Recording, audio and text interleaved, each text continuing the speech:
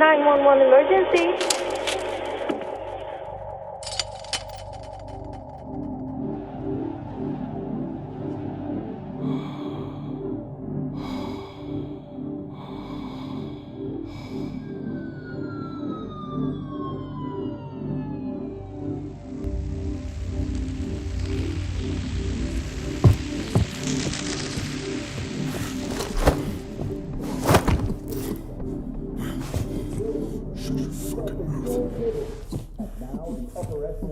Government wants to punish my brothers and I for our dedication.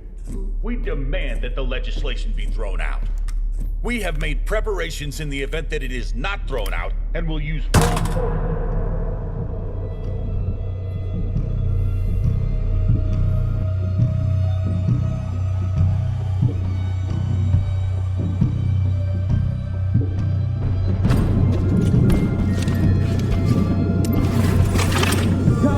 This is Talk. Copy that. Hands up, do it now! What the fuck? Get down, I wanna see hands. This is Talk. Suspect Copy killed. that. Get on the ground. Put your hands up. Please get down. Get on the ground now.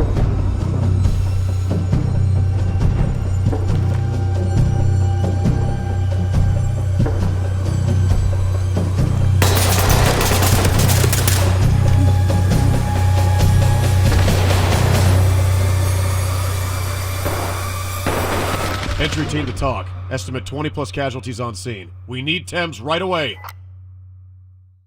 Ready or Not is one of the best games out right now. If you've looked at any review, you already know it's pretty much the spiritual successor to SWAT 4. Sure, it has some issues that need solving, but it's only in alpha stage, so you can only imagine what the game will be like at launch. I'm not here to talk about the gameplay though. I want to talk about not what you do in the game, but what you feel. I believe Ready or Not has almost perfected the art of atmosphere and visual storytelling. Atmosphere, in the literary and art sense, refers to the overall mood, tone and emotional ambience that the artist creates within a piece of art.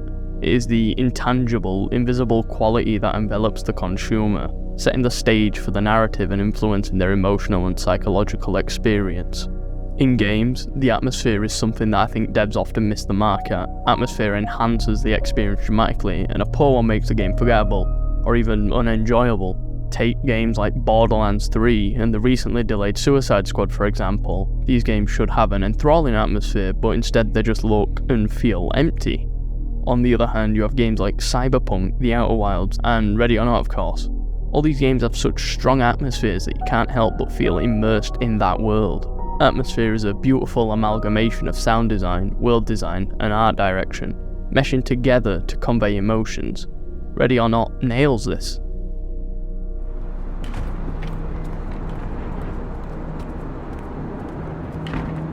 It's clean, boss. Suspect in sight. Shotgun bang and clear. All right, copy that. Drop Bang the gun, is ready. don't make me shoot you!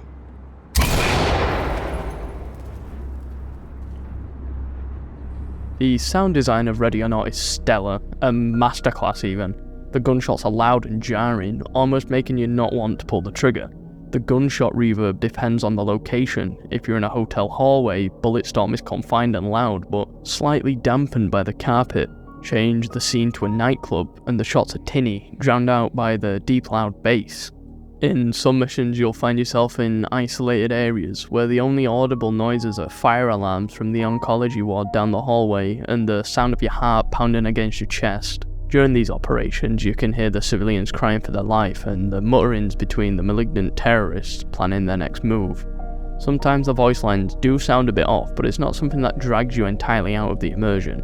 You can remedy this though by installing one of the many replacement mods that change the voice lines to SWAT 3 or 4s. The game's soundtrack lends itself heavily to the overall tone of the game. The soundtrack is low-key for the most part, like something out of a noir film. It finds itself taking the backseat during the gameplay, providing a sensation of uncertainty as it lingers in the back of your head. That is until the action kicks in.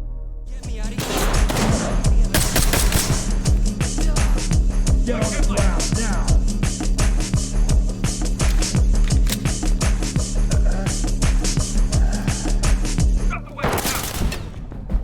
After the gunfight, the music downshifts back to normal until the cycle repeats itself.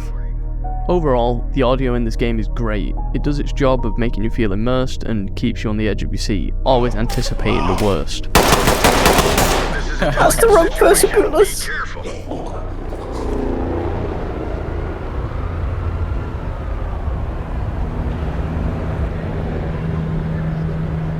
Air gun ready.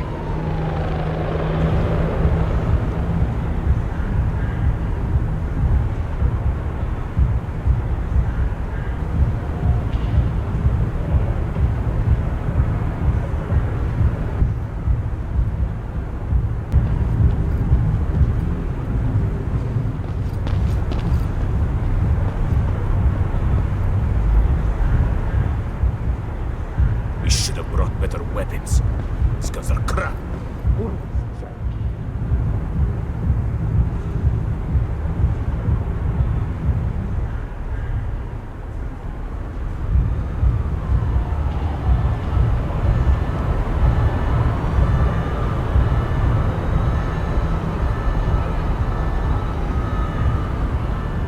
Good graphics don't make a game, nor do they create atmosphere by themselves, but they can help to emphasise them. An argument can be made for each end of the graphic spectrum creating atmosphere. Take the original Resident Evil for example. By today's standards, the graphics are not good, but if you were to play it now, it would still hold up and still be brilliant due to how the graphics benefit the feeling of that game. On the other end of the spectrum, you have the recently announced body cam game Unrecord, which has graphics so realistic that it becomes sickening due to how much it looks like real life. Ready or Not does have fairly realistic graphics that do emphasise the horrors that take place within, but I think it's the lighting that takes the cake in this game, that takes the atmosphere to the next level. This game uses Unreal Engine 4, utilising it to its fullest potential. The reflections are dynamic, reflecting you and your surroundings, from the desk lights to used bullet cartridges. The lighting of the game is something that they seem to have paid incredible attention to. This game is dark, like neo-noir dark. It doesn't even have a brightness slider. The game's lighting primarily seems to come from ambient lighting, although it's actually baked in. In Twisted Nerve, for example, TVs beam a faint light across rooms and give you just enough light to make out if suspects have a knife or not. Oil lamps provide a warm orange hue on what is a very cold-looking map. In the Nightclub map, the lighting is made up of harsh blue and pink LEDs that swallow up the whole place. These lights are bright, but they're not lights that illuminate the place. The abundance of them makes everything hard to see. The shadows in this game are unbelievably strong. They're like voids of nothing, eating up everything inside of them. Unrealistic? Yeah. Although stylistically I quite like it. I do love the whole neo-noir aesthetic in any medium, so obviously there's like bias there. To combat the shadows, you do have the option to use a flashlight or NVGs to assist you. At minimum, bring a flashlight. They're not too bright, only lighting up a small part of your view. The AI can detect these and react to them, so don't use them the entire way through. Sparingly, only when needed. If you want to be able to see the entire time, then NVGs may be the way to go. With the option to use green or white phosphorus goggles, you can walk around seeing everything, in a totally non-headache inducing tint. These also have the benefit of being able to tank a bullet for you, providing you some protection. You can draw many parallels from this game's looks to the likes of David Fincher films, think like Zodiac and Fight Club, but more so Darius Khondji's cinematography work on Seven. In Seven, the lighting is deliberate and is purposefully underexposed, letting the surrounding light and reflections do the job. The lighting is cold and hostile, making you feel tense and unnerved throughout, like something could jump out at you at any time. He's alive! He's alive! Tucker's alive! Whilst we're on the topic of films and stories, it makes sense to talk about the aspect of the game that makes it utterly disturbing and difficult to stomach: the storytelling. This game does not pull punches. In a lot of games you follow a linear story, with every detail spoon-fed to you as you progress through. Instead, Ready or Not once again follows its predecessor in SWAT 4 with abstract storytelling. Through a brief description beforehand of what you're heading into, you know roughly what the goal of your mission is, but what lies within is so much worse. I will point out that I think the briefings could be better. I think taking another page out of SWAT 4's book would benefit the narrative a ton, in that you have a briefing detailing who you're after, what your objectives are, and the timeline of events that have led to the operation happening. This extra bit of description will bring unparalleled levels of immersion into the game. Compared to right now, you just select the mission and load in, there's no real introduction. After you load in though, that's when my complaints end. The explicit and implicit storytelling in some of the missions is simply amazing. More so the newer ones, as they've benefited from a bigger budget. Let's use the nightclub again.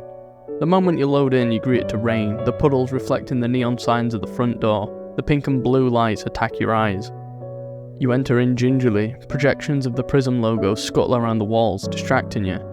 Heading into the front desk area, the area has a red hue to it, a stark contrast to the playful combination of blue and pink. Something feels off. You open the door to the back hall and look to your left. There's piles of bloody partygoers, at least 20. The phone's ringing from the relatives and friends, we'll never hear from them again.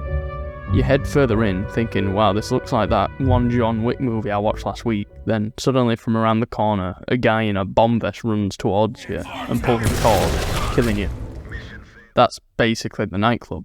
I think there's 3 maps in this game that have unbelievable storytelling, a cut above the rest, and those are Twisted Nerve, A Lethal Obsession, and Valley of the Dolls. Twisted Nerve consists of you heading into 213 Park Homes to apprehend a group of individuals suspected to be producing and distributing meth. As you rummage around the building, you soon find yourself in a bedroom that is relatively clean compared to the rest of the place. This is when the situation becomes much more sinister. On the bed lies a child in a state of overdosing, the needle on the bed next to her. Your blood boils thinking who and why they would do this. You look around, gathering more clues, and somehow it becomes even worse as you look on the floor next to the bed and see used protection. Vile is putting it lightly. I don't think words could even describe it. Your heart sinks into your stomach, but you must carry on and finish the mission. Heading into the garage, there's a tunnel system that the suspects have dug out. It's pitch black down there. Like, what are they planning? You clear out the tunnel, you just notice some shovels, arresting the suspects before they could progress in their plans. That mission was morbid, but it's somehow not the most stomach-churning. Let's talk about a less disturbing one before that though. A Lethal Obsession follows you infiltrating an ex-USIA analyst for his cabin. The suspect in question has killed at least 3 officers and injured 4. Not wanting him and his accomplice to cause more harm, action must be taken now. The inside of the cabin is a labyrinth of insanity, whiteboards with ricin recipes, absurd conspiracies and projections that look like at least 3 of my thumbnails, piles of paper everywhere, real tapes too. Seeing all this makes you question how smart he actually is and what he's capable of. This ups the stakes and makes you see him as a bigger threat. Your anxiousness pushed past its maximum bounds. What you don't know will make you home and earn. The final map I want to talk about is by far the darkest and is not for the faint of heart. Valley of the Dolls is dancing along the fine lines of being a step too far in terms of subject matter. Void manages to pull this mission off tastefully, building up the intensity as the mission goes on instead of just bang, shock factor.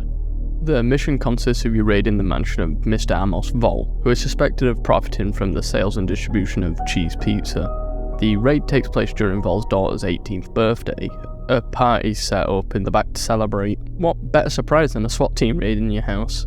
The start of the mission is tonally quite tame compared to the rest of the game, as it sees you sweeping the mansion's ground and first 2 floors in broad daylight. Vol has his house guarded by a security group and they'll not hesitate to shoot. After sweeping the top floor, you secure a hard drive with evidence on it.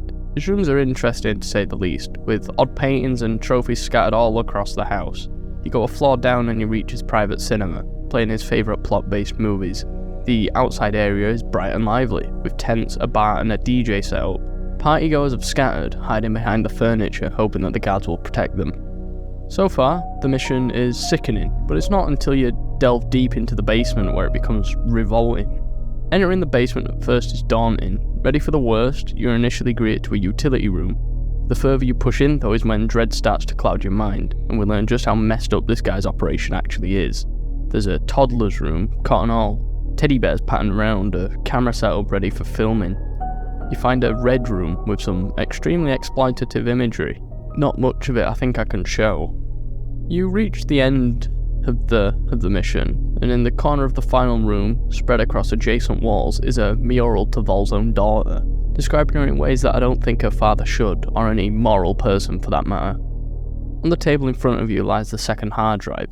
You finish the mission and start to head back out, but in the corner of your eye, as you're leaving, you see one door that you've missed. One final horror awaits you. Barrels are being dug into the ground, inside are dead children, who I assume Vol didn't have a use for anymore, as he didn't want to risk them speaking out against him, concrete poured in after to seal them. This is made even worse when you know that these exact things have happened before in real life. Even the concrete burial, that happened in Japan in the late 80s. The fact that every mission in this game has happened in the real world, and is probably happening right now, is what's terrifying. Knowing that makes that dread factor so much worse. The visual storytelling in this game is second to none, only being able to be compared to SWAT 4. You want even more of that? There's also mod support. The custom maps that some people have made are genuinely harrowing. Overall, combining all aspects of Ready or Not, from the sound design, art direction and graphics, to the lighting and visual storytelling, creates such an enthralling and immersive atmosphere that you can't help but feel like you're experiencing those horrors firsthand. The attention to even the most minute details is staggering. The unhinged notes scattered around in the cabin mission, the fact that some of the patients in the hospital are those who were victims at the nightclub. It's the little things that deepen the story that makes this game special. At face value, the situations are horrible, but when you pay attention and look closer, only then do you realise how spine-chilling these missions are. For those who love that sort of stuff, this game's 100% for you. This game's terrifying. A horror game dressed in the clothes of a tactical shooter. There's beauty in horror, and Ready or Not is that. Ready or Not is by far one of the most incredible games out right now. Everyone involved at Void have done an amazing job and they should be proud. If you haven't got Ready or Not, I highly recommend it. Anyway, I'm sure that this video has a stark contrast to the rest of my channel. If you enjoyed it, then I would appreciate if you subscribed. There's no else to say really. Thanks for watching.